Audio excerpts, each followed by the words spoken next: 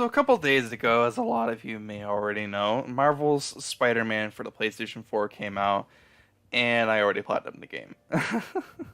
I already platinumed the game. I did absolutely everything that you can do. I got every single suit, every single modification that you can put on your suits, uh, all the suit powers, obviously, because you have to unlock all the suits for that. I completed the story. I did all the landmarks, all the Sable International stuff, the Inner Demons hideout stuff. I've done absolutely everything that you can in this game.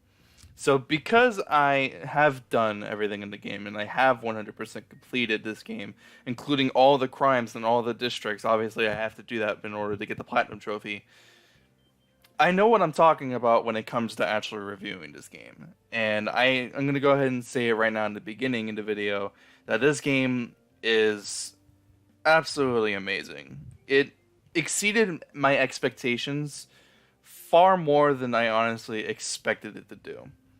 And in this video, I'm going to be talking about stuff from, the suits to basic combat to web swinging, and especially the story, because I think the story is one of the strong suits for the game, because there were a lot of things that happened in the story that really surprised me. And the final cutscene after the end credits of the game points towards a sequel, and I'll talk about that when we actually start talking about the story.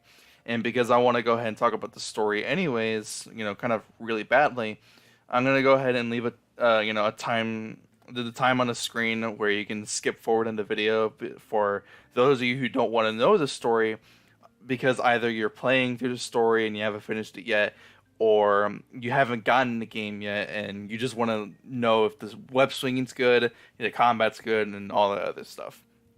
So there's a time on the screen. You should see a time on the screen, and skip forward to the video if you want. But if you don't care about spoilers or whatever, go ahead and watch the story part of the video. And I'm really excited to talk about this. So let's just get right into it.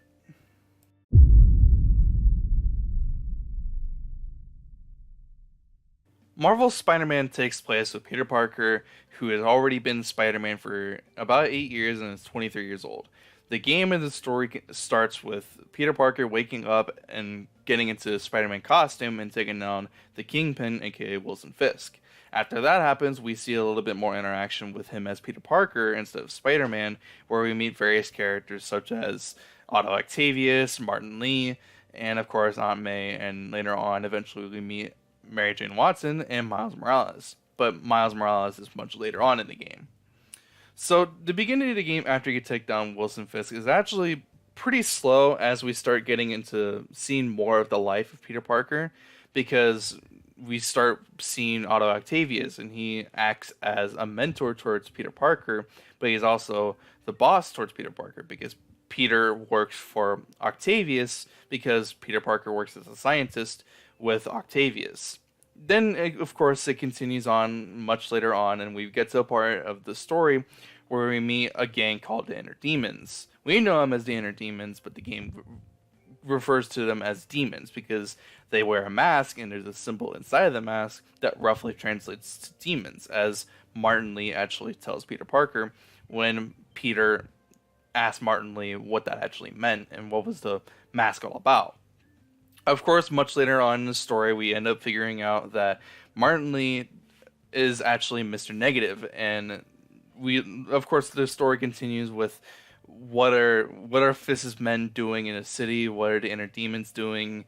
What is Martin Lee's motivation to going after, Oscorp, because he's mainly going after Oscorp, and eventually, eventually we find out the motivation towards why Martin Lee is actually going after Norman Osborn specifically, and that's because at one point in the final part of the game, towards the ending, we end up figuring out how Martin Lee actually got his abilities as Mr. Negative. And the way that he got him in terms of the story inside of Marvel Spider-Man is supposedly Martin Lee had presumably had some sort of illness, and Norman Osborn and Otto Octavius were trying to help him. But instead of that actually happening, he got some sort of negative energy power, which actually becomes even more powerful and becomes more dominant with him having such anger and hatred and all negative feelings basically, which is why he's called Mr. Negative. But he also there in turn, turns into some sort of monster in a lot of people's eyes, but also indirectly killed his parents. So he's basically going after revenge. Later on in the game, of course, we actually end up meeting villains such as Electro, Rhino, Vulture, Scorpion, and Doc Ock, and we know that that's also Otto Octavius. And spoilers, Otto Octavius is actually the main villain of the game. And the reason why he's the main villain of the game is because the story starts with Otto Octavius just trying to help out the world with getting, prosthetic, like mechanical arms on their limbs. And then eventually he gets to a point where he gets like the 4 mechanical arms on his back, which he controls with his mind. But the neuro like devices or whatever they call it in the game are messing with his mind, and they're making him much more of a different person than he actually is. But he still already had that hatred for Norman Osborn, since the beginning of the game. We just didn't really realize that. So of course the game continues on. The inner demons are going after something called the Devil's Breath, which was supposed to act as a cure, which we learn later on in the game, and that was actually specifically for Harry Osborn, as we also later on, as we also learn later on in the game. Harry, what we're told is that Harry was supposed to be in Europe, but it turns out he's actually someplace else where we have no idea where he is, because he actually has some type of illness where it can actually kill him. And the reason why we know it's also genetic is because Harry's mother also had the same thing.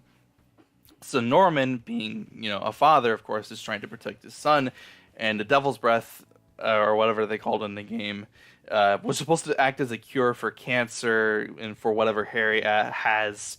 But Octavius soon after starts releasing the Devil's Breath into the streets and all over the city of New York, and also has the Sinister Six, Electro, Scorpion, all of them, attack the city and cause mass destruction, whilst also there are prisoners from, the prisons they escaped, whilst we also have Sable International coming in trying to protect Osborn, but they're also harming those of the city. Eventually, Peter Parker as Spider-Man does what he needs to do, and he, defeats all the villains, and eventually the game gets to a point, at the end of the game, of course, where we had to fight against Otto Octavius. And that's because he has an anti-serum that can help everyone in the city, but more importantly, Aunt May. So eventually it gets to a point where Peter Parker, Spider-Man, he defeats Octavius, takes the anti-serum, and goes to where Aunt May currently is at, inside of one of the feast shelters. And it's right then and there where it's revealed that Aunt May knew that Peter Parker was Spider-Man. She's known for a while. And she's dying because of the Devil's Breath. The Devil's Breath is slowly killing a lot of people, and one of those people is Aunt May. And it's then at that point where Peter Parker is given a choice whether to save his aunt or save the entirety of the city. And very reluctantly, he did the correct thing, regardless of what you have to say about it, and he decided to save the anti-serum for everyone else in the city, but at the cost of Aunt May's life. So Aunt May dies at the end of the game, and after the end credits, we figure out where Harry is, and Harry is in some kind of capsule thing, like it's like filled with water, but inside of it we can see him. I presume it's Harry because it makes the most sense, but inside of it we see that as a person. I'm presuming that it's Harry Osborn, and it's the symbiote. And the reason why we know it's the symbiote is because it cuts to the side of Norman Osborn's face, and we see like the black substance or whatever was inside of the chamber start hitting against the glass, and that's how the game ends. The game ends with Peter Parker saving all of New York at the cost of Aunt May's life, whilst also still trying to balance his entirety of his life as Peter Parker as well.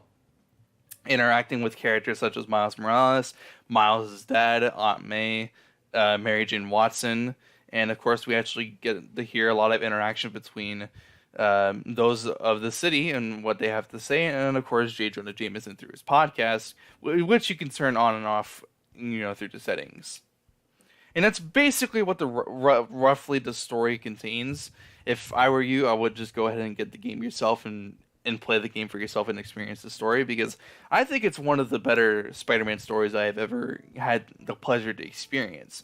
I'm not the type of person to go and read the comics because I unfortunately just don't have the time to do it, but this is one of the best Spider-Man story experiences that I've ever had the glory to experience in any Spider-Man video game. So that's roughly what the story contains. I was kind of all over the place with what I was trying to explain, but that's roughly what it's about. And let's go ahead and get to the next part of the video, and let's talk about some combat.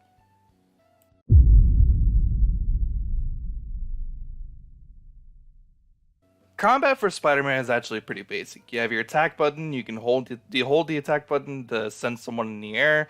Whilst in midair, if you have enough upgrades in your skill tree, you can actually do a midair swing. You have your typical dodge button. You have your button to shoot your gadgets. Then you also have the triangle buttons where you can actually shoot two webs and actually pull someone towards you or pull yourself towards someone else.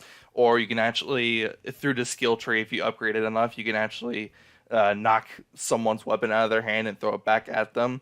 The combat is very basic in this game, but it's not overly simplistic to where you can, just play the game and keep your mind off of what you're doing. But it's not overly complicated where there's too many buttons where you feel like you're overwhelmed with what you can and can't do. And I actually really like the combat in this game. It's very reminiscent to the Arkham series. On Twitter, I saw someone say that it's reminiscent to the Dark Souls series, being that it's slow and clunky and all that. And I haven't played the Dark Souls series, and I saw his tweets later on replying to other people, and he said that he's never played the Arkham series. So, of course, either or, me and him are going to be biased towards what we're talking about and what we're comparing it to. But I have seen gameplay of Dark Souls, and it's nothing like Dark Souls. It's more so Arkham. If you played Batman Arkham, any of the games, it's very reminiscent. Spider-Man PS4 is very reminiscent of that. So if you know how to fight really well in terms of using your gadgets whilst in mid combat, which I'm sure is going to be in the gameplay that you're watching, it's a lot of fun to mess around with. And at first, when I was playing through the game myself, it was very weird to get used to at first, but after a while, I got really good at it. And you can also time your dodges to where you can actually shoot a web towards someone, whilst in mid dodge. Whilst you're also trying to zip towards someone, you can actually shoot some of your gadgets, which I thought was really cool. And I didn't realize you can do that until much later on in my playthrough.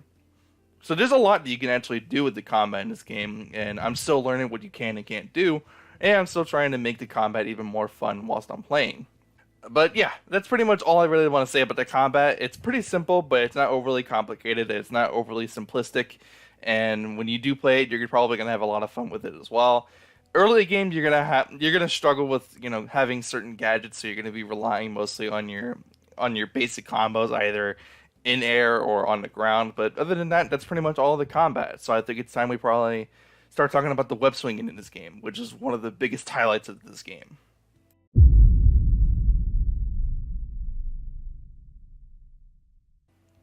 Web swinging for Spider-Man is everything I wanted it to be in this game.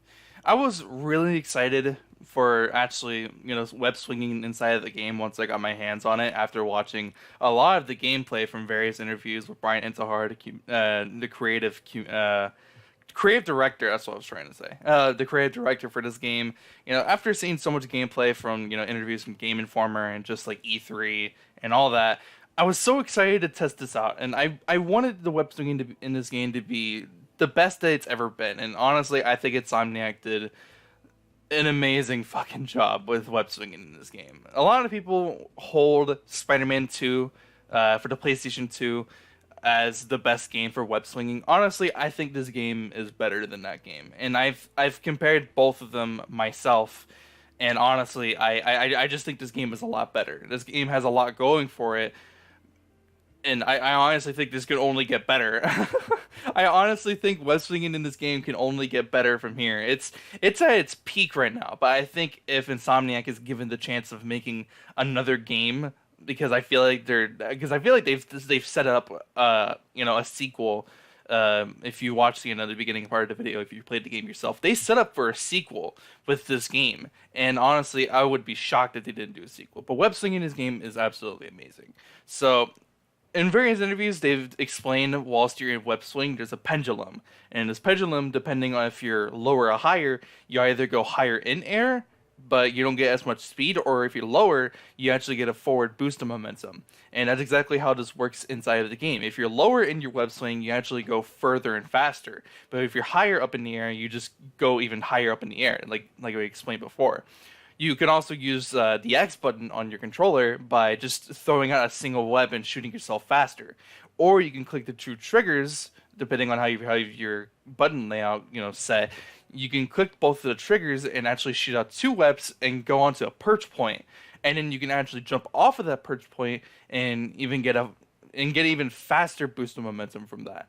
And that's what I was saying. Like, there's even this game with the web swinging can get even better if this game gets another sequel. There's so much that you can actually do with the web swinging, because when you get out of web swing, Spider-Man does a couple of tricks out of it, but you can also do tricks whilst in midair whilst you're doing that. You can also hold the left trigger and actually aim, and you can actually just shoot yourself to a perch point.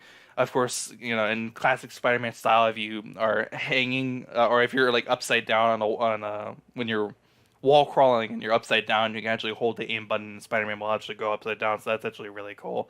That's something that they didn't need to do, but they did anyways, which I'm really glad that they did that. But that's pretty much all there really is to web swinging. You just go faster. It's I don't know how I'm trying to explain. Web swinging in this game is the best it's ever been, in my opinion. It's everything that it needs to be. It's fast. It's fast and responsive. It's relaxing, and overall, it's just really fun just to swing around the entirety of New York in this game. I say relaxing. I know it's kind of weird, but Brian Itzahar has said in various interviews, like, it's relaxation within something else. I forget what he said, but it really is just so much fun to just swinging around New York City in this game, and I could honestly do it for hours, in my opinion. But that's pretty much all I really have to talk about the web swinging in this game. So let's talk about some miscellaneous stuff. And miscellaneous, I mean voice acting, sound design, and that kind of stuff. So let's get into it.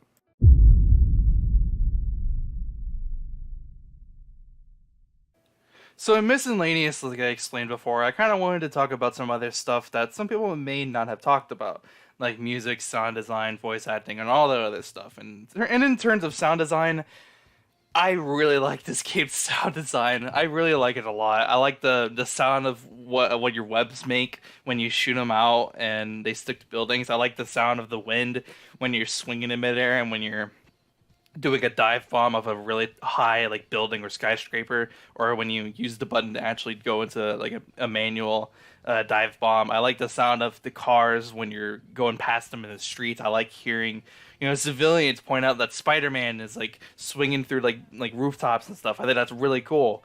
The city itself is actually really populated as well. That's something I actually really like about this game as well.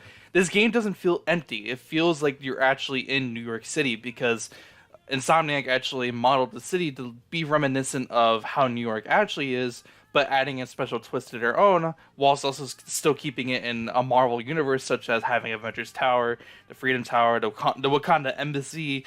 Just think of any like possible like New York like Marvel like building that's in New York, and it's probably in this game. Not all of them, but a majority of like the more popular ones that a lot of people really know about, like Avengers Tower, for example. Like I said, in terms of graphical design, the graphics for this game are out of this world. This game looks absolutely amazing. I'm playing this game on a regular PS4, not even a PS4 Pro, and I think it looks fantastic. On a PS4 Pro, I can't even imagine how amazing that game looks. It looks so good, and it kind of just proves the point that this game still looks amazing, even though for the past few like month of this game like almost getting released, people have been saying this game has been downgraded graphically, or just because of certain scenes that were in like cutscenes on and trailers that have been coming out through like the week and all that stuff. And it bothered me because that's not how the full game was gonna look, and it doesn't. It looks so much better, and I love the game. I love the game and how it looks, and I think it's amazing. In terms of voice acting now, I really like the voice acting. I really like the voice acting in this game. I think it's some of the best voice acting I've ever heard. And I think most of that is really pointed towards the fact of our main character being voiced by Yuri Lowenthal, who I think is a perfect fit for voicing Peter Parker and Spider-Man. I think it's absolutely amazing. I think he did an absolutely fantastic job. I've watched some videos that have never like listened to Yuri Lowenthal and his performances and anything, and they weren't really sure about it. Maybe their opinions have changed since they've played the full game, but I already knew he was going to do a good job anyways, because I have heard him in his performances from various other TV shows and video games. He's been the main character in an old like Prince of Persia game, and he was a really good. He did a really good role for that game. But more importantly for me, and how I really like anime on this channel, he voices the dub voice for Sasuke in Naruto, and I think that really surprised me the most when I realized that Sasuke was going to voice Peter Parker in this game, and I found that really funny. But you also have characters like Stephen O. Young, who voices Martin Lee and Mr. Negative. I think he did a fantastic job as well. I really liked how Martin Lee and Mr. Negative sounded in this game. They did a really good job, or he did a really good job, and he sounds really cool, and he gives his performance really well in this game. There's also Laura Bailey, who voices Mary Jane Watson, and when I figured out she was going to voice Mary Jane Watson, I almost freaked out for a second, like when I was looking up information on this game. It really surprised me, because I was like, oh, if Laura Bailey is going to voice Mary Jane Watson in this game, you already know she's going to do an amazing job, and I think she did. I think she has one of the better voice acting performances in this game, right next to Yuri Lowenthal. I think she did an amazing job. But there's also, other people who have voiced other characters, like the voice actor for J. Jonah Jameson, Darren Day Paul. I think he did an amazing job voicing J. Jonah. I think whenever he comes up in podcasts, when you're randomly playing through the game, swinging around the city, he gives an amazing performance, and I really enjoyed listening to Jameson as I'm just playing through the game. He's a really fun character, and I enjoyed listening to him and giving his performance. Like, not even visibly seeing him. All we did was just hear his voice through, through podcasts, and I think he gave an amazing job. The voice actor for Otto Octavius, or Doc Ock, Dr. Octopus, I think William Salayers. Let me know if I'm pronouncing that right. I actually don't know if I'm pronouncing that right. I apologize if I mispronounce people's names wrong. I'm really terrible with names, but I think he did a very good job as Doc Ock. I really truly believe that, because when you figure out that Peter Parker is working for Otto Octavius with Octavius Industries, and you figure out that the whole like mentor like thing that like David Intihara was saying like in various interviews, when you figure out that it's Otto Octavius, and then when you hear him give his performance in the game, I think he did a really fantastic job. I like how he gave his performance from having kind of lighthearted like good character moments, and I like how he goes from being like a good guy and being like a mentor to Peter Parker to him turning into a villain with Doc Ock. I think that tone shift in his voice whenever you hear it, I think he did a really good job, and I can only hope that we see more from him in various other games or even animated movies, maybe in the next Spider-Man animated movie that we're going to be getting, which I haven't heard too much information on, but maybe we'll see him in that movie, and maybe he'll be the voice of Doc Ock if Doc Ock is in the movie.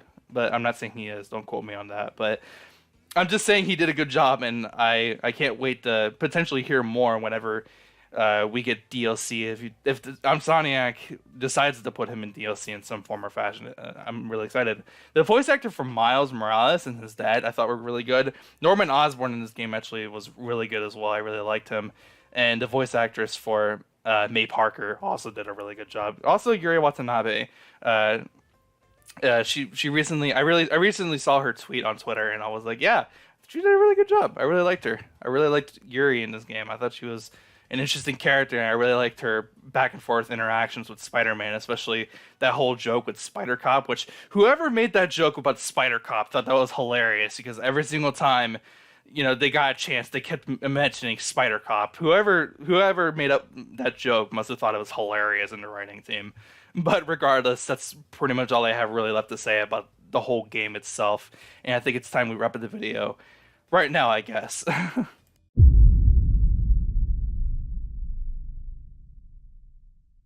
This video is a lot longer than I wanted it to be, but then again, maybe I missed a couple of things whilst I was talking about the game. Maybe I missed a couple of voice actor that I missed that I actually thought had a good performance as well. If you thought I missed something about the video and how I really should have added it to the review, let me know in the comments if you think something is actually better than I initially thought it was. Or maybe I thought something was worse than you thought it was. Just let me know your opinions down in the comments, and maybe I'll reply to you, and maybe I'll give you a heart in the comment, whatever. Just to let you know that I noticed it, because I'm always open to comments. But anyways, that's pretty much the end of the video. I have nothing to add on top of, you know, what I've already talked about the game. So I hope you did enjoy. If you did, please be sure to leave a like. If you are new, please be sure to subscribe for more videos just like this. I'll see you guys in the next video, which will probably be really soon. I hope you guys have a fantastic day. I'm out. Peace.